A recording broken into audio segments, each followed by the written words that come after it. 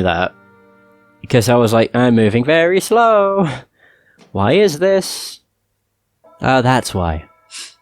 It was just obvious.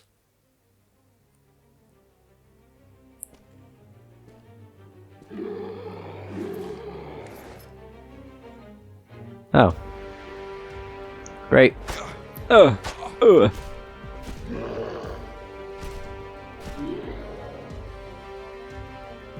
I close to having these? Still not really.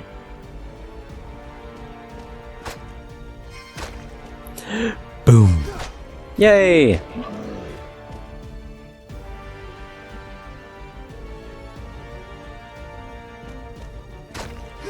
Oh fuck, I've just realised. Yeah, this is the very, well, the more powerful one. Do I need 400 endurance for that, or 350? 400 is the answer. Now I could just do this. There we go. Perfect. I win. That's good enough. I better get quite a bit from that. I think I get about 20 gold. There. 20 gold crowns. Or 20 crowns. I think. But I could be wrong. Fingers crossed that I'm not.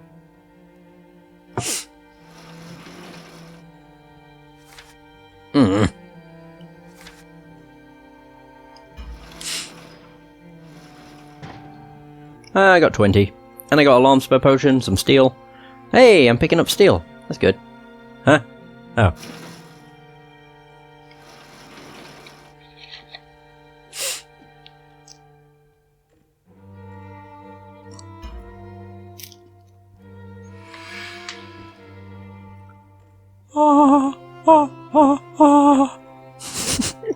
I don't know why I did that. Anyway. It's dangerous to meditate there. That was a bad idea. Or not. Alright. Good. I am fully rested. Very good. Yes. Onward. Yay! Where are we? Old Hot Spring Mine, of course. Wonder if we go against any more lizards. You soon arrive at the entrance of an old abandoned mine. Its main tunnel is heavily overgrown with roots, and the approach is smothered beneath a shallow sea of dense fog that reaches up to your knees. This is the place that Jen described. You have reached the old hot spring mine. Of course. You enter the tunnel mouth and discover it is sealed by a heavy timber door, reinforced with riveted strips of corroded iron. Parts of the timber have been hacked through by the blade of a heavy axe. On closer examination, you find that these splintered sections have been damaged from blows made to the other side of the door. It is as if someone has tried to hack their way in a failed attempt to escape from the old mine. The door is held secure by a heavy iron beam. There is also a sturdy lock plate with a single keyhole. Lifting the iron beam is an easy task, but picking the lock, rusty door lock, will be far more challenging. I don't know. Do they actually have varying? You retrieve your tools from the backpack and immediately attempt to pick the lock. Might as well. I've got like 20 picks. I think I've got probably 21 now. I have 20. I think I've got 21 or more. 23. How? What? Okay. So I put it up there. Fucking hell, that was so difficult. Jesus. That was simple. So I've stopped being so wary about lockpicking now, because I've got lots of them. I'm just like, fuck it, I can just keep going. Beyond the entrance door, you discover a wide tunnel that gently descends to a circular hall where the air is warm and unusually fetid. I don't know what that means. Several smaller tunnels radiate from this hall like the spokes of a wagon wheel. All of them have been blocked save one. You follow this tunnel for several hundred yards before you arrive at a place where a large section of the wall has collapsed. Peering through this breach in the wall, you discover another passageway. Judging by the strange symbols that embellish its ancient stone walls, this is not a part of the old mine system, it is a remote section of the lost Shanti temple. With trepidation, you climb through the breach and enter the ancient tunnel. The floor is carpeted by thick moss that gives off a faint greenish glow, illuminating the way ahead.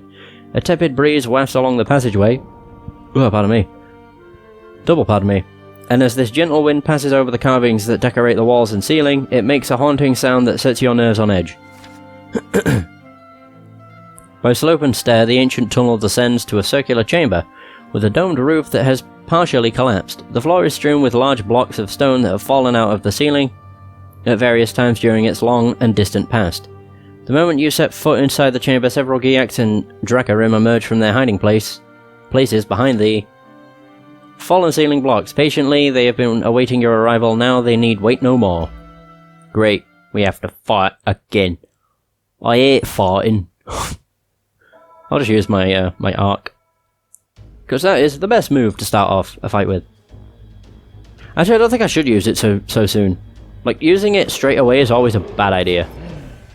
Oh god, these... Actually, maybe not such a bad idea.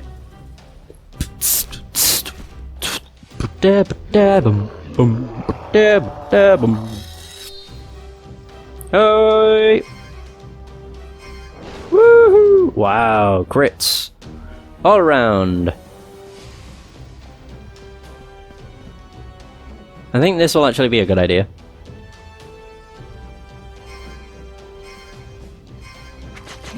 Yes! Very good idea. Hopefully a quick attack is enough. Yep!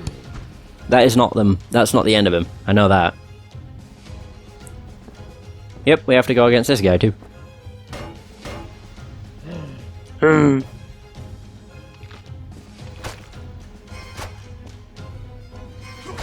Oh! Snap. I think I might have to do a... Yeah, I will. Trade-off. It's fine. It's fine. That did barely any damage. Did like 99. And just to finish the battle, assuming this is the end, we'll just do this. It's like, oh... There we go. That was actually a really, really good fight. I don't think I got hit, did I? No, I didn't, because I didn't lose any health, aside from the trade-off health. So I didn't lose any health from getting hit. I lost health from not having enough endurance, basically. Awesome! Very good. We got superior crossbow bolts, a Duranese leather pouch, meat soup, and dried flora fungi. In the pocket of a dead Drakar's battle tunic, you find some scraps of vellum that are scrawled with Giak script. Your knowledge of written Giak is poorer than your command of the spoken language, yet you are able to decipher enough of the spidery script to discover that these enemy troops were stationed here with orders to guard the Chianti artifacts. Ah! On the far side of the domed chamber, you discover a narrow stone portal that is set flush into the engraved wall. A lever fashioned from quartz protrudes from the wall beside this strange door. You depress the lever and the stone portal grinds open to reveal an ancient Chianti shrine. The walls of the temple are covered with elaborate hieroglyphs and mosaics that are almost entirely obscured by a thick black layer of incinerated moss. It is as if the entire interior of this chamber has been subjected to a fiery blast of intensely high temperature. The fire damage is so great that it is impossible for you to deduce the meaning of the sigils and picture drawings. Standing in the center of this small subterranean temple, you see a plinth made of solid quartz. Its flat circular top is stacked with perfect cubes, arranged into the shape of a small pyramid. Lying on the ground beside the plinth, there is a tangle of blackened metal, soot, and cinders. It is all that remains of a Drakar who was foolish enough to think that he could steal one of the cubes and get away with it. He paid the ultimate price for his folly.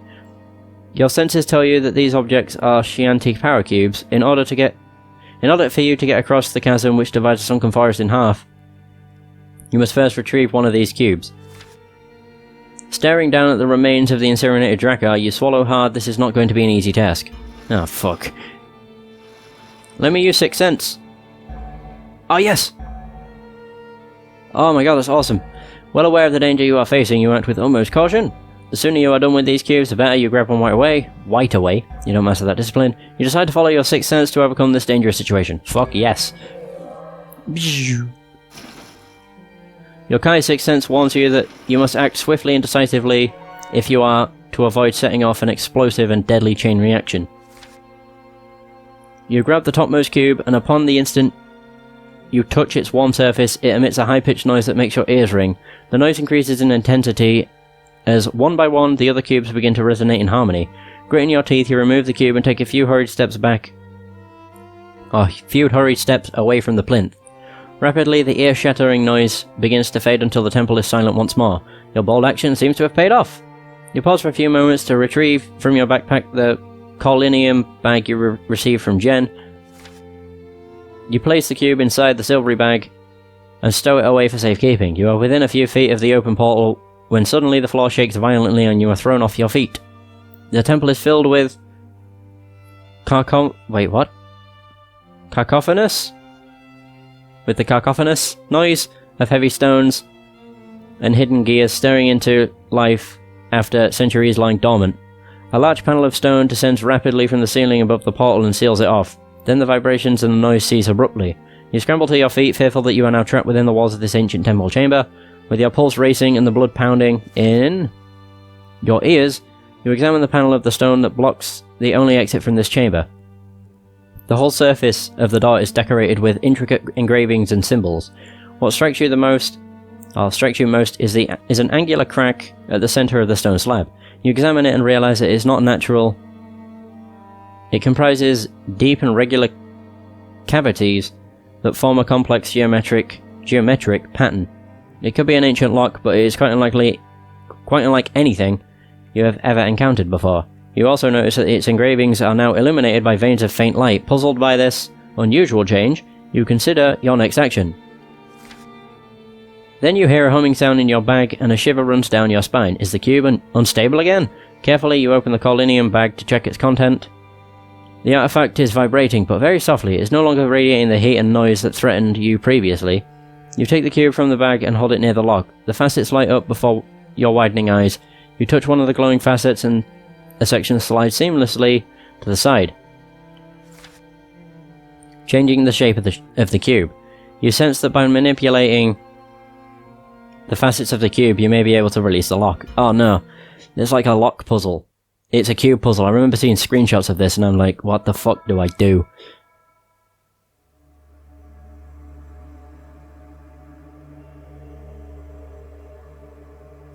Oh, here we go. Moving. You can move the Shanty cube by using the right stick. You can also rotate the Shanty cube clockwise or counterclockwise. You can choose which symbol to activate with the left stick. To move the selected piece, use the confirm command. If you press it again, the piece will move backwards. You must shape the Shanty cube by moving the pieces to fit the lock. While shaping it, the cube will become progressively unstable. The resonance bar will show how much time you have left before the cube explodes. You can reset the cube to its original shape. Once reset, the resonance bar will stop increasing until you move a piece on the cube. Oh, if you master the sixth sense discipline, you can use it to see the correct pieces to move in order to fit the lock. Aha! You can hide the Shanty crystal at any time. Ah, to see the shape of the lock, press again to get back to the cube. Okay. Oh. Wait, what? So... do they all need to be green?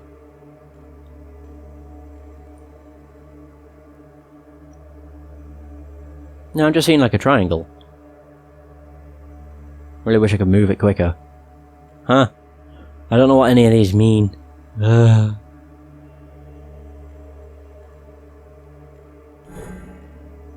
Oh. Is that not it? No. If I hide that... right... am I meant to do it myself, or... oh, there we go. I am just meant to do it. That's fucking... that's not that bad. I mean, it's probably going to get much worse, or much harder, but that didn't seem too bad.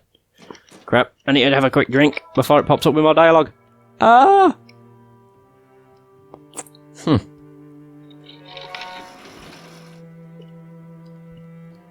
Heck fucking excuse me, game. That was not several minutes. That was a minute. And most of it was reading the tutorial. After manipulating the facets of the cube for several minutes, finally you are able to match the pattern with a Shanty lock. That's not really that bad. It's quite cool.